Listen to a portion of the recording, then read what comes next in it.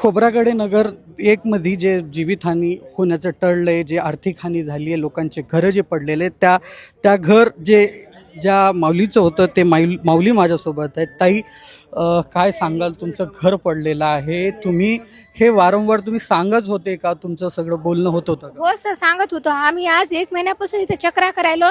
याचे जे मालक आहेत त्यांना दररोज कॉल करायला होतं, त्यांनी आमचा फोन कट करायले आणि आम्ही असंच त्यांना मेसेज सुद्धा पाठवलं तर त्यांना त्याचं काही उत्तर दिलं नाही सर आम्हाला. आपण घर बांधलं होतं, खूप मेहनत करून एक माणूस घर बांधते, आता सांगा काय? हो सर, आम्ही आमच्या घरामध्ये खूप मेहनतीनं घर बांधलेलं होतं सर.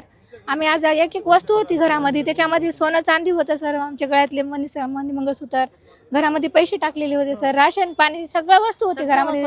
2 सिलेंडर आहेत सर, सगळ्या गोष्टी आहेत सर. आज घरातले वस्तू मापा गेल्याने काय नसतात, आज सगळं वाहून गेलं सर. आम्हाला तात्काळ मदत पाहिजे सर, आमचे पक्के घरे हो आणि आम्हाला आज घर होईपर्यंत आम्हाला किरायानं त्याने घर घेऊन द्यावं आणि आमचं राशन पाणी जे घरातले वस्तू गेले सगळे त्याने भरती करून द्या. आमचे डॉक्युमेंट्स ते सगळं होतं सर त्या घरामध्ये, साड्या बांगड्या सगळ्या गोष्टी होत्या घरात. याच्यावर आता सध्या परिस्थितीमध्ये राजकीय नेते खूप या घटनास्थळी दाखल झाले, ते राजकीय पोळी भाजण्याचा मोठ्या प्रमाणात प्रयत्न होते, त्याच्यावर काय सांग?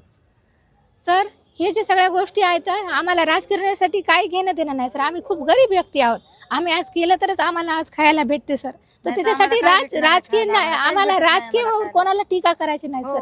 जे आहे ते आम्हाला सगळेजण मिळून आम्हाला मदत द्यावा सर. आम्हाला पक्के घर द्यावा, आम्हाला आमचं घर होईपर्यंत किरायानं घर द्यावा. आम्हाला राशन पाणी जे आमच्या वस्तू गायब झाल्या ते आमच्या साड्या कपडे ड्रेस सगळे ना तोपर्यंत हे काम बंद पडणार आहे सर. आणि काम चालू करायचं असेल तर आज आमचं घर आमचेच घर होते. तुम्ही म्हणताय तुम्ही मेसेजेस वगैरे दाखवलेले आहेत, काय सांगाल त्याबद्दल? काय त्यांना खूप दिवसापासून जवळपास 20-25 दिवसापासून त्यांना आम्ही मेसेज वगैरे केला, कॉल पण केला होता. त्यांनी आश्वासन पण दिलं होतं, मेसेज पण आहे माझ्याकडे, आणि त्यांनी आश्वासन पण दिलं होतं की मेसेज पण आहे बघा. नमस्ते Narayan sir, I am Ratna Parkhi. I called you some days ago regarding the damage of my house in Khobragad due to the work of your project. You assured me that you will come and see. I am so happy for your esteemed project, but we are very poor, sir. I just purchased this house 3 months ago. Kindly check the damage आणि आम्हाला याची भरपाई द्या, अशा रीतीनं मी message पण केला होता त्यांना. किती दिवस झाले मेसेज करून, पण 31 डिसेंबरला. त्याच्या आधी 7-8 दिवसापूर्वी फोन केला होता त्यांना, नंतर 2-4 वेळेस कॉल केले.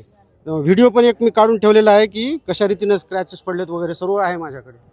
तर काहीच त्यांचा रिप्लाय आला नाही, काहीच त्यांच्याकडून. आज एवढं मोठं आता हे गरीब लोक आहोत आम्ही. आता कसं तरी एक घर झालं होतं नेमकंच की ते अशा रीतीने हे झालं. आता हे नुकसान भरपाई केल्याशिवाय तर काही या गोष्टीला काही सोल्युशन दुसरं राहणार नाही. आता आपण म्हणलंय 3 महिन्यात अगोदर तुम्ही या एरियात घर घेतलं होतं, सांगा.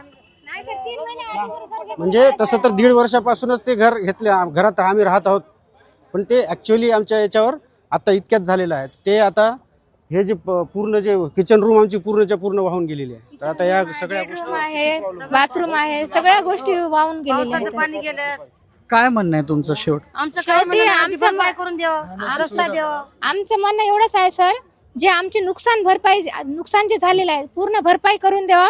आमचं घर तातडीने चालू करा, व्यवस्थित मजबूत घर बांधोपर्यंत आम्हाला राहण्याची व्यवस्था करून द्यावा. जे आमचे वस्तू सगळ्या गेलेल्या आहेत, साड्या आहेत, कपडे आहेत, कपाट आहेत, सगळ्या प्रकारची वस्तू आज घरामधली आज से 1.5 साल पहले ये सभी लोगों ने मिलके आंदोलन करे थे, सब थे पूरे गली के.